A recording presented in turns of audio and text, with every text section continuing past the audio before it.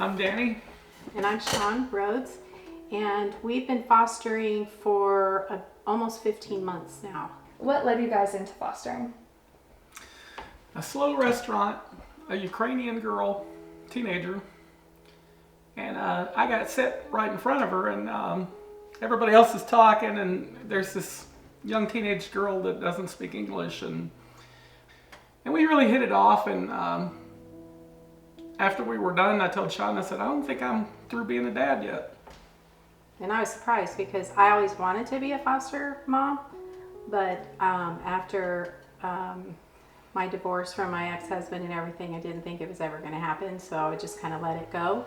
So then when he brought it up, I was like, are you for real? This is crazy. But so let's pray. We got our families praying, and we prayed for a good couple months before. What are some moments of frustration with fostering? Boyfriends. Not liking their choices sometimes. Yeah. I think sometimes it can be kind of frustrating too to feel a little bit alone in the process because not many people understand. They can relate as a parent, but foster parenting is a little bit different because you're not raising your own kids, you're raising someone else's broken child that they broke. What have been the greatest fruits and celebrations? There's one girl who she aged out, and I was a little hard on her, and I was worried that about it. Anyway, she come back and was like, you guys did a really good job, and I really appreciate you, and I want to see you and everything. So I think it's been really good too to watch the process, even though it can be very frustrating to go through and watch these kids you fall in love with go through the healing process. And it's so heartbreaking sometimes to hear some of their stories, but to watch them actually grow and mature and start learning to trust and start learning. We're still working on forgiving sometimes, but start learning to just be kids. I think that part's pretty cool. What do you wish people knew about fostering or adopting that people might not know? I would say it's not an easy process.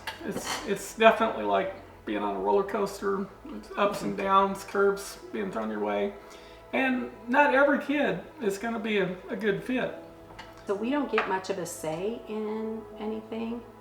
And we're finding that out right now, actually going through some things that, they live with us, we see the ins and outs, but when you go to court or anything, we don't have a say in what they're being brought up at school. Their parents still have rights, and so they get to have the decision-making process and all that. And so that can get kind of hard and frustrating sometimes. What would you say to others considering fostering?